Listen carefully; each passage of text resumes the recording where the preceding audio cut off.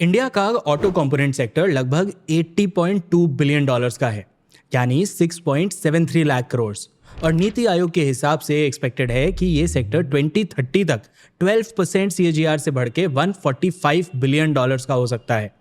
ये सेक्टर हमारे जीडीपी में लगभग 2.3% कंट्रीब्यूट करता है। और इस सेक्टर में अभी काफी हलचल है। एक तरफ यूएस टैरिफ्स की वजह से ऑटो कंपोनेंट कंपनी स्ट्रगल कर रहे हैं, और दूसरी तरफ इंडिया में नए जीएसटी रूल्स आने से डोमेस्टिक डिमांड बढ़ने की उम्मीद है। डिमांड के साथ साथ सप्लाई चेन में भी काफ़ी चैलेंजेस हैं। ये चैलेंजेस क्या हैं और कंपनीज इन चैलेंजेस को मिटिगेट करने के लिए क्या कर रही है, इन क्वेश्चंस को आंसर करने के लिए हमने वीडियो को 3 सेगमेंट्स में डिवाइड किया है। सेगमेंट 1 में हम ऑटो कंपोनेंट सेक्टर को समझेंगे, सेक्टर का स्ट्रक्चर, इंपोर्ट एक्सपोर्ट ट्रेंड, ये सब एनालाइज करेंगे। फिर हम इस सेक्टर के मेजर चैलेंजेस समझेंगे, और फाइनली सेगमेंट 3 में हम कंपनीज के मिटिगेशन स्ट्रैटेजीज को समझेंगे कि ये इन चैलेंजेस को एक्चुअली ओवरकम कैसे करना चाह रहे हैं। वीडियो में बहुत सारे इंसाइट्स हैं, तो आप लास्ट तक जरूर बने रहना। शुरू करते हैं।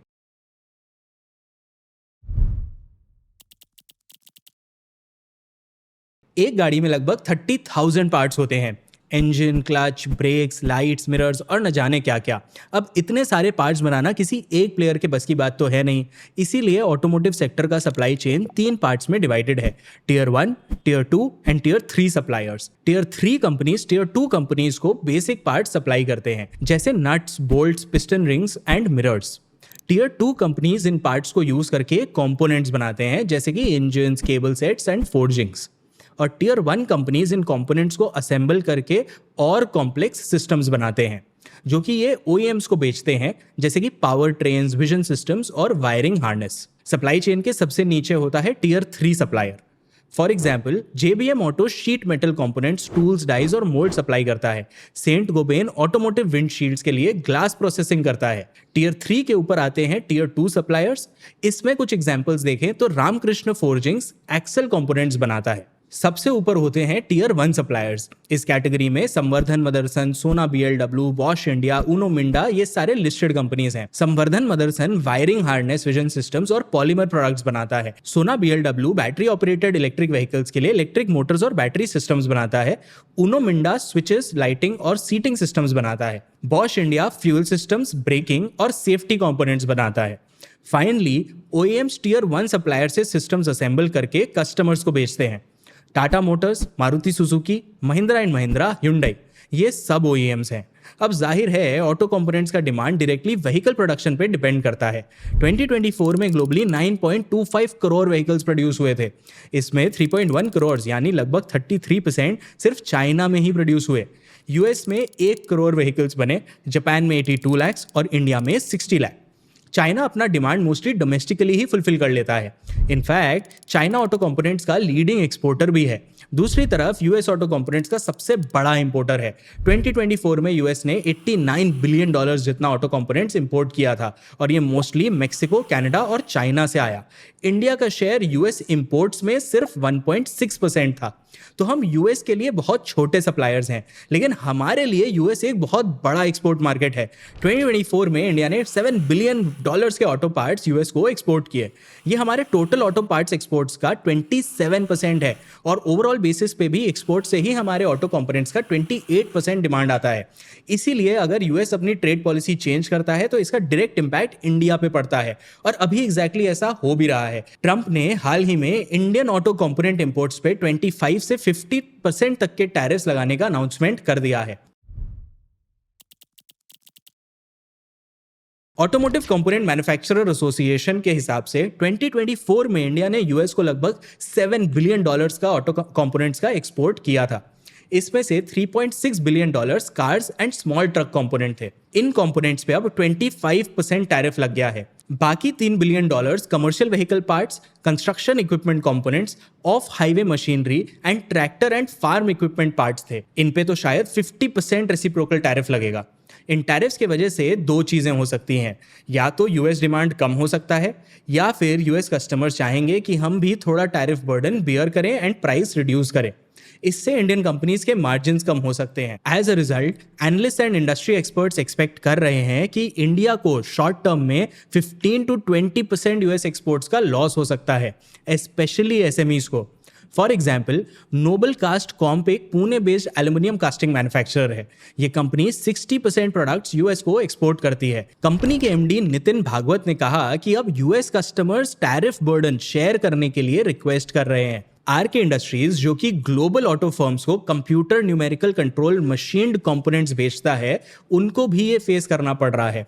कंपनी का 20% शिपमेंट यूएस जाता है। इकोनॉमिक टाइम्स के एक आर्टिकल के हिसाब से कंपनी के ऑपरेशंस हेड ने कहा कि यूएस कस्टमर्स प्राइस रिडक्शन चाह रहे हैं और कुछ क्लाइंट्स अल्टरनेटिव सप्लायर्स जैसे जापान और वियतनाम भी एक्सप्लोर कर रहे हैं। जापान, वियतनाम और इंडोनेशिया पे फिलहाल लोअर टैरिफ्स हैं 15 to 19% के आसपास। तो लोअर लैंडेड कॉस्ट्स होने की वजह से यूएस कस्टमर्स इन पे स्विच कर सकते हैं। लिस्टेड कंपनीज भी चैलेंजेस फेस कर रहे हैं। फॉर एग्जांपल, भारत फोर्ज का 37% रेवेन्यू अमेरिका से आता है। कंपनी के जॉइंट एमडी अमित कल्याणी ने Q1 फाइनेंशियल ईयर 26 के अर्निंग्स कॉल में कहा, uncertainties around the whole tariff have created a lot of disruption. Q1 financial year 26 में कंपनी का standalone export 12.7% quarter on quarter गिर गया। इनफैक्ट Q1 फाइनेंशियल ईयर 26 में company ने 14 करोड़ के टैरिफ रिलेटेड कॉस्ट अब्सॉर्ब किए। सोना बीएलडब्ल्यू का 41% रेवेन्यू नॉर्थ अमेरिका से आता है।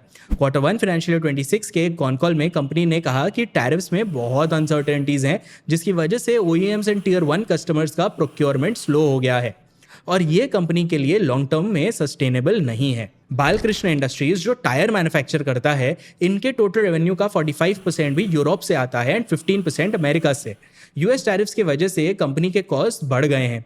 मैनेजमेंट ने कहा कि टैरिफ कॉस्ट का 60% कस्टमर्स बेयर कर रहे हैं और 40% कंपनी खुद बेयर कर रही है। अभी के लिए तो कंपनी कॉस्ट बेयर कर ले रही है, लेकिन लॉन्ग टर्म में शायद ये सस्टेनेबल ना हो। ये तो था यूएस साइड चैलेंज। हमारे दूसरे मेजर एक्सपोर्ट मार्केट यूरोप में भी स्लो डाउन दिख रहा है। यूरोप टोटल एक्सपोर्ट्स का 29% कंट्रीब्यूट करता है। यूरोप का ऑटोमोटिव प्रोडक्शन अभी भी प्री पैंडेमिक लेवल से 10 to 15% कम है। बढ़ते इन्फ्लेशन और इंटरेस्ट रेट्स के वजह से यूरोप में डिमांड थोड़ा स्लो हो रहा है। 2025 के फर्स्ट हाफ में EU passenger car registrations almost 2% गिर गए और वैन्स एंड ट्रक्स जैसे कमर्शियल व्हीकल्स तो 13 से 15% तक गिर गए। स्लो डिमांड के साथ कॉस्ट भी बढ़ रहे हैं। रशिया यूक्रेन कॉन्फ्लिक्ट के वजह से यूरोप में एनर्जी कॉस्ट बढ़ रहे हैं। मैन्युफैक्चरिंग फैक्ट्रीज फुल कैपेसिटी पे ऑपरेट नहीं कर पा रहे हैं। कुछ कंपनीज ने तो फैक्ट्रीज बंद ही कर दिए हैं। फॉर एग्जांपल, अपोलो टायर्स के नेदरलैंड सब्सिडरी ने एक टायर फैसिलिटी बंद कर दिया है। भारत फोर्ज का भी यूरोपियन मैन्युफैक्चरिंग ऑपरेशन से रेवेन्यू गिर गया है। फाइनेंशियल ईयर 25 में ये 12.6% ईयर ऑन ईयर गिरा है। ये तो थे डिमांड साइड चैलेंजेस। अब ऑटो कंपोनेंट सेक्टर के सप्लाई चेन के भी 4 मेजर चैलेंजेस समझते हैं। सबसे पहला challenge, raw material volatility. Auto components में कॉपर, स्टील, एल्यूमिनियम और रबर मेजर रॉ मटेरियल्स होते हैं। टोटल एक्सपेंसेस का लगभग 50 to 60% रॉ मटेरियल का ही होता है। तो अगर रॉ मटेरियल प्राइसेस बढ़ते हैं तो कंपनीज के मार्जिन कम हो सकते हैं। कॉपर का प्राइस पिछले 5 सालों में ऑलमोस्ट डबल हो गया है।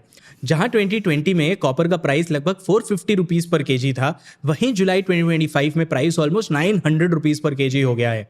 एल्यूमिनियम का प्राइस भी बढ़ रहा है, रबर का प्राइस भी बढ़ रहा है। Q2 फाइनेंशियल ईयर 25 में नेचुरल रबर का price 247 rupees per KG hit कर गया था।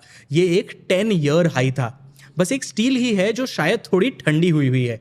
हॉट रोल्ड स्टील और कोल्ड रोल्ड स्टील के प्राइसेस पिछले 2 सालों में गिरे हैं। 2020 के प्राइसेस से कंपेयर करें तो ये थोड़े बड़े हैं, बट इसमें भी वॉलेटिलिटी हाई है। रॉ मटेरियल प्राइस वॉलेटिलिटी को मिटिगेट करने के लिए companies usually raw materials bulk में खरीद लेती हैं और अगर प्राइसेस बढ़ते हैं तो वो क्लाइंट्स को कॉस्ट पास ऑन कर देते हैं और ये कॉस्ट पास ऑन करने में अगर थोड़ा लैग हो जाता है तो मार्जिन्स इससे इम्पैक्ट हो जाते हैं। अब मार्जिन्स की बात कर ही रहे हैं तो इस सेक्टर का मार्जिन प्रोफाइल भी अच्छे से समझ लेते हैं।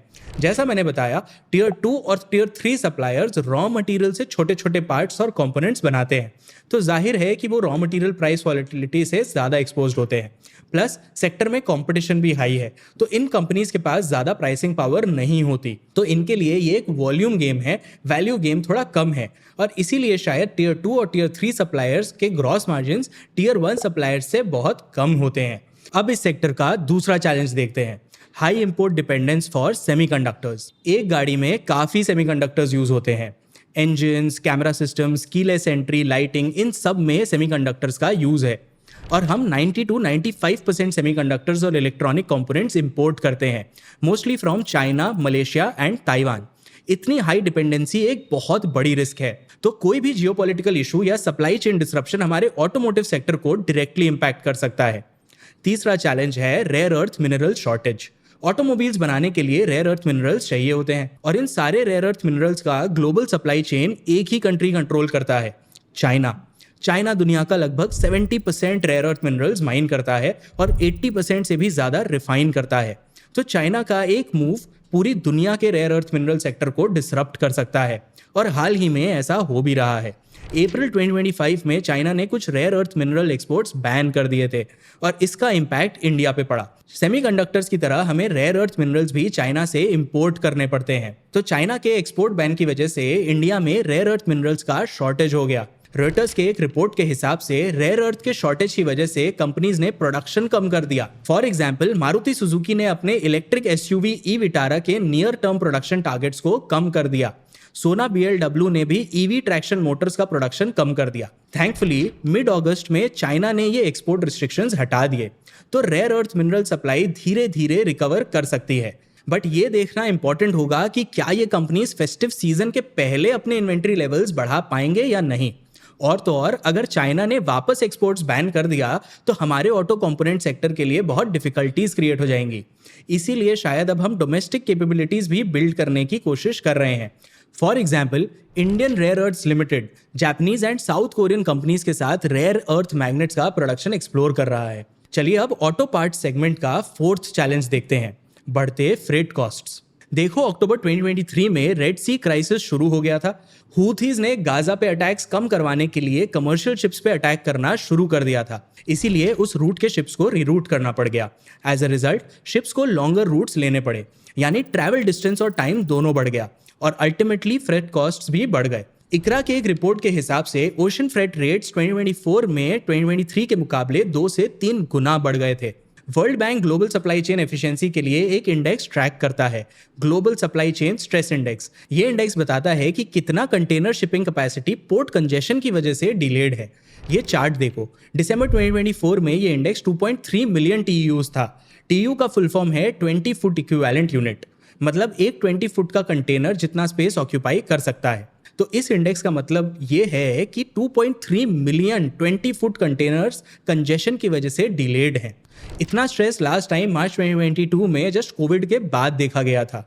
संवर्धना मदरसन, एंड्योरेंस टेक्नोलॉजीज और ऊनो मिंडा जैसे कंपनीज ने बढ़ते फ्रेट कॉस्ट को अपने फाइनेंशियल ईयर 25 एनुअल रिपोर्ट्स में भी एक्नॉलेज किया है। तो ये थे इस सेक्टर के करंट चैलेंजेस। इन चैलेंजेस को मिटिगेट करने के लिए इस सेक्टर में कंपनीज 3 ब्रॉड स्ट्रैटेजीज यूज कर रहे हैं, diversification, backward integration and localisation.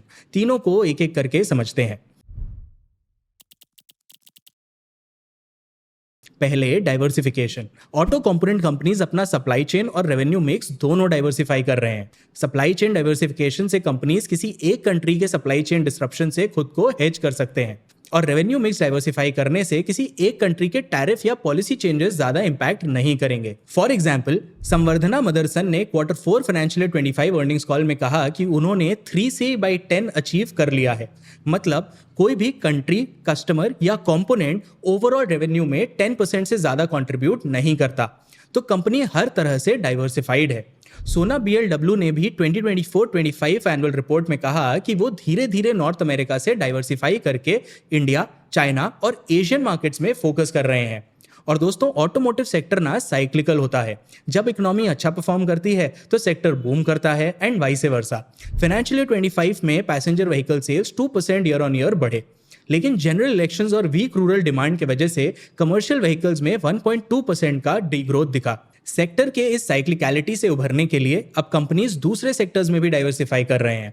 For example, संवर्धना मदरसन ने फाइनेंशियल ईयर 26 के लिए 6,000 करोड़ का केपेक्स गाइडेंस दिया है। इसका 70% amount company non auto sectors में स्पेंड करेगी, जैसे aerospace, consumer electronics and industrial solutions.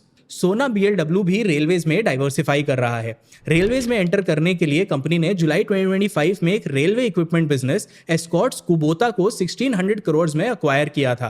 Bharat forge भी डिफेंस एंड इलेक्ट्रॉनिक्स में डाइवर्सिफाई कर रहा है।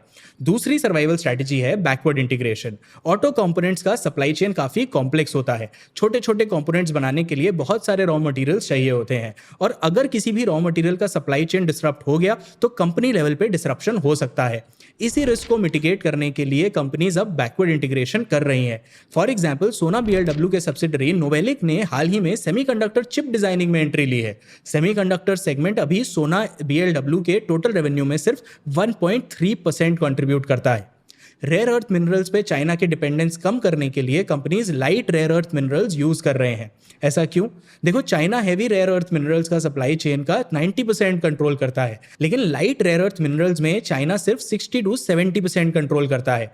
तो हम यूएस, ऑस्ट्रेलिया जैसे दूसरे कंट्रीज से भी light rare earth minerals import कर सकते हैं। फॉर एग्जाम्पल, सोना बीएलडब्ल्यू ने सीरियम और समारियम जैसे लाइट रेयर अर्थ मिनरल से नए मोटर्स डेवलप किए हैं। ओला इलेक्ट्रिक ने भी मैग्नेट फ्री मोटर्स डेवलप किए हैं। ऑटो कंपोनेंट कंपनीज की थर्ड स्ट्रैटेजी है लोकलाइजेशन।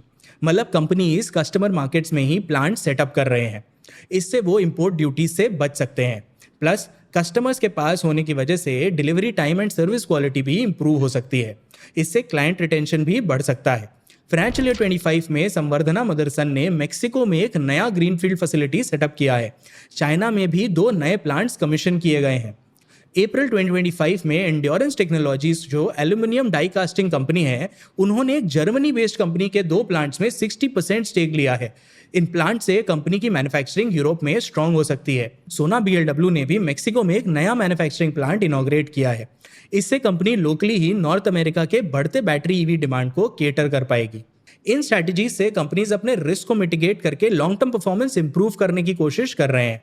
प्लस अब जीएसटी रेट्स में भी रिफॉर्म की बात चल रही है। आज के दिन ऑटोमोबाइल्स पे 28% जीएसटी लगता है। ये हाईएस्ट जीएसटी स्लैब है। इसके ऊपर depending on the vehicle type 1 to 22% compensation cess भी लगता है। तो इफेक्टिवली ऑटोमोबाइल्स पे 29 to 55% तक टैक्स लग जाता है, और ईवीज पे 5% टैक्स लगता है। न्यू रिफॉर्म्स में प्रपोज किया गया है कि जीएसटी के सिर्फ 2 स्लैब्स रहेंगे, 5% एंड 18%, और कुछ सिलेक्टेड गुड्स पे 40% का टैक्स लगेगा। अगर ऑटोमोबाइल्स पे जीएसटी रेट्स कम हो गए तो ऑटोमोबाइल्स के प्राइसेस गिर जाएंगे। नोमुरा के एस्टिमेट के हिसाब से वैगनआर का प्राइस 9% गिर सकता है, बोलेरा का 10%, एक्सयूवी का 7% और ब्रेजा एंड क्रेटा का प्राइस 3% गिर सकता है। जीएसटी रिडक्शन से ऑटो का डिमांड 5 to 10% बढ़ सकता है अक्रॉस सेगमेंट्स। तो फ्यूचर में ऑटो कंपोनेंट्स के लिए डोमेस्टिक डिमांड बढ़ने की उम्मीद है, एंड इससे शायद इन कंपनीज के एक्सपोर्ट ऑर्डर्स पे डिपेंडेंसी कम हो सकती है। आपको क्या लगता है, ऑटो कंपोनेंट कंपनीज के लिए सही स्ट्रैटेजी क्या होगी? क्या इन्हें एक्सपोर्ट्स पे ही फोकस करना चाहिए या डोमेस्टिक मार्केट में डबल डाउन करना चाहिए? अपने व्यूज हमें कमेंट्स में जरूर बताना। वीडियो अच्छा लगा तो लाइक एंड शेयर भी कर देना। मैं हूं आपका एनालिस्ट शांतनु जैन। मिलता हूं आपसे नेक्स्ट वीडियो में।